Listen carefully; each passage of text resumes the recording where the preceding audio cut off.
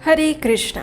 भगवान श्री हरि को प्रिय इस ज्येष्ठ मास की प्रातःकाल बेला में आप सबका स्वागत है और इस समय हम श्रवण करेंगे ज्येष्ठ मास से जुड़ी हुई सुंदर पौराणिक कथा का।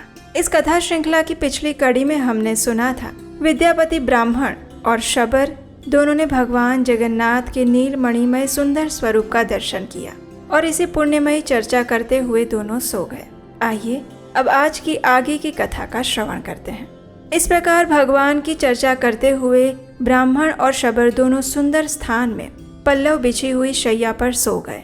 प्रातःकाल होने पर दोनों ने तीर्थराज समुद्र के जल में विधि पूर्वक स्नान किया और फिर भगवान माधव को प्रणाम करके राजा के रहने योग्य उत्तम स्थान का निश्चय करने के बाद वे दोनों लौट आए। तत्पश्चात मित्र से विदा लेकर ब्राह्मण रथ पर आरूढ़ हुए और अवंतीपुर के लिए निकल पड़े। रथ पर बैठे हुए विद्यापति ब्राह्मण ने ये विचार किया कि मैंने जो भगवान नील माधव का दर्शन किया है उससे मेरा कर्तव्य पूर्ण हो गया। अब श्री पुरुषोत्तम क्षेत्र की परिक्रमा करके शीघ्र यहाँ से लौट जाऊं। ऐसा निश्चय करके वे अनेक प्रकार के वृक्षों से भरे हुए क्षेत्र और वन को देखते हुए उस समय उस पुरुषोत्तम तीर्थ की परिक्रमा करने लगे। परिक्रमा पूरी करके भगवान का ध्यान करते हुए बिना खाए पिए चले और संध्या होते होते अवंतीपुर में पहुंच गए। दूतों ने महाराज को उनके लौटने का समाचार सुनाया और ये सुनकर महाराज इंद्रद्युम्न अत्यंत प्रसन्न हुए। वे भगवान जनार्दन की पूजा करके विद्वान ब्राह्मणों के साथ प्रसन्नता पूर्वक बैठे और विद्यापति के आगमन की प्रतीक्षा करने लगे। और उसी समय प्रवेश मार्ग बताने वाले छड़ीदार सिपाहियों और द्वारपालों द्वारा सूचित किए हुए रास्ते से उत्कंठित पूर्ववासियों के साथ विद्यापति ब्राह्मण ने भगवान नील माधव की प्रसाद स्वरूप सुंदर माला हाथ में लेकर राजा के दरबार में प्रवेश किया।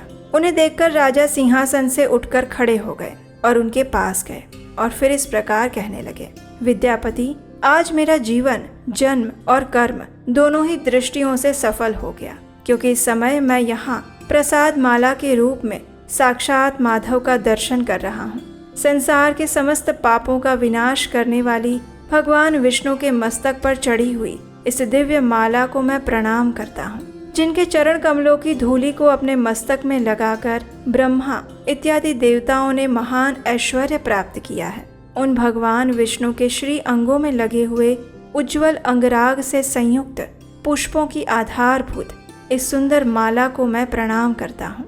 हे नीलाचल के शिखर को विभूषित करने वाले पापहारी हरि, आपकी जय हो। शरणागतों की पीड़ा दूर करने वाले श्रीमान नारायण, मैं आपकी शरण में आया हूँ, मेरा उद्धार कीजिए।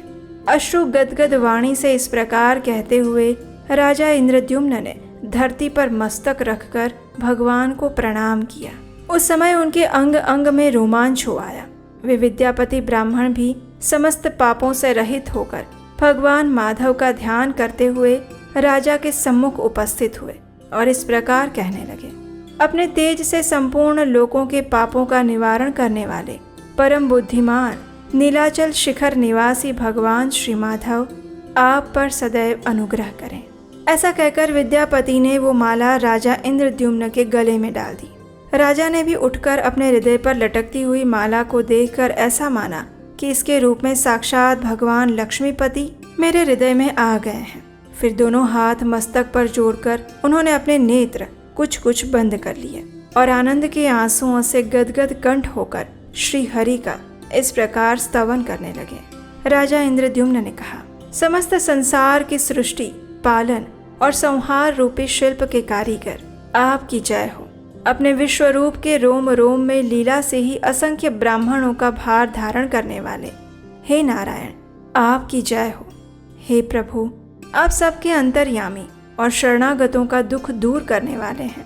ब्रह्मा, इंद्र और रुद्र आदि देवताओं के मुकुट से आपके चरणार विंदों की विचित्र शोभा होती है। आप दीनों, अनाथों और विपत्तिग्रस्त प्राणियों की रक्षा में सदैव तत्पर रहते हैं। हे जगन्नाथ, भक्त वत्सल, मैं अनादि काल से भ्रम में भटकने वाला दीन मनुष्य एकमात्र आपकी शरण में आया हूँ, मेरी रक्षा कीजिए। इस प्रकार स्तुति करके राजा अपने आसन पर बैठ गए। उस समय गृहस्थ, ब्रह्मचारी, वानप्रस्थ और सन्यासी सब उन्हें घेरे हुए थे।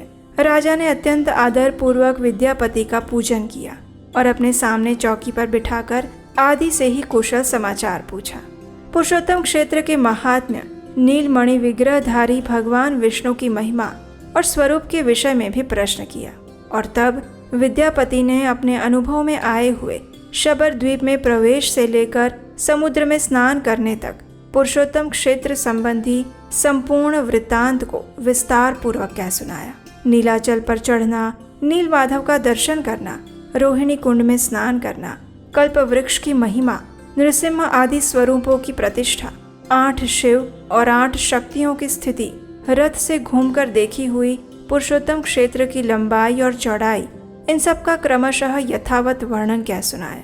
और यह अद्भुत वृत्तांत सुनकर प्रसन्न चित्त हुए राजा इंद्रद्युम्न ने कहा, भगवान, नीलेंद्र मणिमय विग्रह वाले भगवान विष्णु के स्वरूप का यथार्थ वर्णन कीजिए। ये सुनकर विद्यापति ने कहा, हे राजन, मैं भगवान जगन्नाथ की उस दिव्य मूर्ति का वर्णन करता हूँ जिसे इस चर्म चक्षु से देखकर मनुष्य मोक्ष का भाजन बन जाता है। भगवान की वो मूर्ति अत्यंत प्राचीन और इंद्रनील मणि नामक प्रस्तर की बनी हुई है। ब्रह्मा, रुद्र और इंद्र आदि देवता प्रतिदिन जाकर उसकी पूजा करते हैं। ये दिव्य माला देवताओं ने ही पूजा में चढ़ाई थी।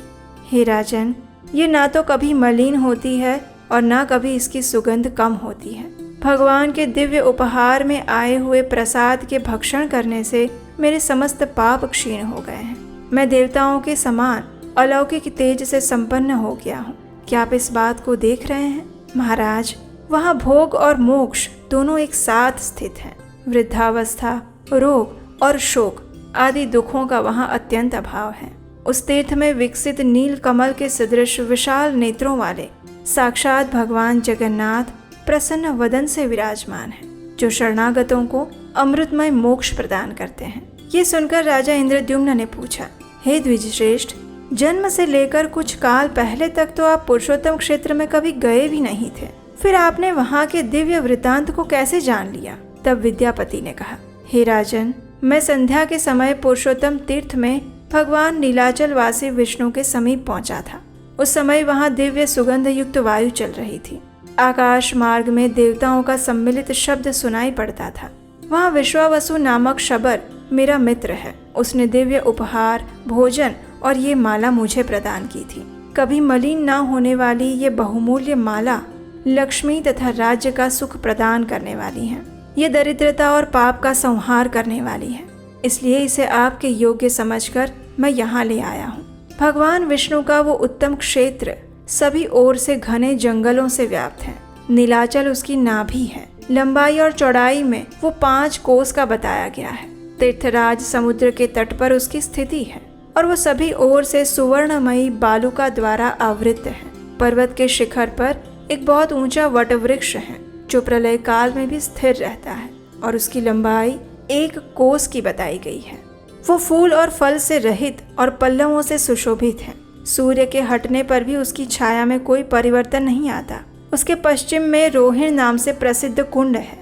वहाँ जल का उद्गम है। उसमें उतरने के लिए नील पत्थरों की सीढ़ी उसकी शोभा बढ़ाती है। कुंड के बाहर चारों दिशाओं में स्फटिक मणि की 4 वेदियां हैं। पाप राशि का संहार करने वाले पवित्र जल से भरा हुआ वो कुंड बड़ा ही मनोरम है। कुंड की पूर्व दिशा में जो वेदी है उसके मध्य भाग में शंख चक्र गदाधारी भगवान विष्णु इंद्र नील मणिमय स्वरूप धारण करके विराजमान है। वो स्थान वटवृक्ष की छाया पड़ने से सदा शीतल बना रहता है। भगवान का वो विग्रह 81 अंगुल ऊंचा है और सुवर्णमय कमल के ऊपर स्थित है। उस श्री विग्रह के मुखचंद्र से तीनों प्रकार के तापों का निवारण होता है। भगवान के दोनों नासिका पुट तिल के फूल के समान शोभा धारण करते हैं। प्रस्तरमयी मूर्ति होने पर भी भगवान के अधर पर मुस्कान की छटा रहती है। हंसी से खिले हुए युगल कपोलों द्वारा ठोड़ी बहुत सुंदर दिखाई देती है। मुंह के दोनों कोने ऐसे दिखाई देते हैं मानो और किसी मूर्ति के मुख कोण वैसे कभी बने ही नहीं। हाथ से युक्त अधर, कपोल, ठोड़ी और मुंह के सुंदर कोने आदि को धारण करने वाले भगवान माधव विश्वकर्मा आदि शिल्पियों के लिए आदर्श बने हुए हैं। मकर आकार कुंडलों से सुशोभित दोनों कानों के द्वारा भगवान का मुखचंद्र गुरु और शुक्र के मध्य भाग में स्थित पूर्ण चंद्र का उपहास करता है। गले के सुंदर आभूषण से शोभाजनक कंठ प्रदेश के द्वारा भगवान अपना दर्शन करने वाले पुरुषों के चित्त में दक्षिणावर्त शंख से मुक्तामणि के प्रकट होने की आशंका उत्पन्न करते हैं। उनके कंधे मोटे और चौड़े हैं, घुटने तक की लंबी 4 भुजाएं हैं। वक्ष स्थल पर स्वच्छ और निर्मल हार शोभा पा रहा है। दिव्य कौस्तुभ मणि में पड़े हुए प्रतिबिंब के रूप में मानो वे 14 भुवनों को धारण करते हैं। गहरे नाभि रूपी सरोवर में प्रविष्ट हुई सूक्ष्म रोम अवलियों के कारण भगवान का श्री विग्रह बड़ा मनोहर प्रतीत होता है। गले में लटकता हुआ हार त्रिवली के मध्य भाग तक का स्पर्श करता है। मोती की माला कमर के पास तक लटकी हुई है। वे पीताम्बर से शोभा पाते हैं। दोनों जंघाएं 2 खंभों के समान जान पड़ती हैं, मानो वे मोक्ष के मंगलमय धाम में जाने के लिए बाहरी द्वार के आश्रय हों। भगवान के दोनों चरण गोलाकार घुटनों, पैरों तक लटकती हुई वनमाला और रत्नमय कड़ों से शोभा पाते हैं। वे हार, कंकण, भुजबंद और मुकुट आदि से विभूषित हैं। भगवान अपने चारों हाथों में क्रमशः चक्र, पद्म, गदा और शंख रूप में परिणित ज्ञान, अहंकार, ऐश्वर्य और शब्द ब्रह्म को धारण करते हैं। भगवान जगन्नाथ संपूर्ण दिशाओं को प्रकाशित करते हुए नीलाचल के शिखर पर विराजमान हैं। उनका दर्शन करके भक्ति पूर्वक प्रणाम करने से मनुष्य देह बंधन से मुक्त हो जाता है। भगवान के वाम पार्श्व में भगवती लक्ष्मी देवी वीणा बजा रही है। उनकी दृष्टि भगवान के मुख की ओर है।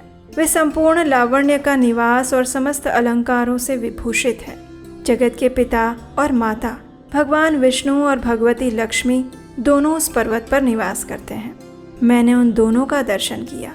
वे दोनों मौन भाव से बैठे हैं और अपने मुस्कुराती हुई दृष्टि से दर्शन करने वाले प्राणी पर कृपा की वर्षा करते हैं। दीनों पर दया करने के कारण मैंने उन्हें चैतन्य रूप ही माना। उनके पीछे अपने फणों का छत्र लगाए भगवान शेषनाग खड़े हैं। आगे सुदर्शन चक्र को दिव्य शरीर धारण करके खड़े हुए देखा है। सुदर्शन के पीछे गरुड़ जी हाथ जोड़कर खड़े हैं और इस प्रकार अद्भुत रूप धारण करने वाले साक्षात लक्ष्मीपति भगवान विष्णु का दर्शन करके मेरा मन बार बार उन्हीं की ओर दौड़ रहा है, मानो कोई इसे रस्सियों में बांधकर अपनी ओर खींच रहा हो। तीर्थ स्नान, तप, दान, देव यज्ञ और व्रतों के द्वारा भी कोई वैसे दिव्य रूप में भगवान दर्शन नहीं कर सकता।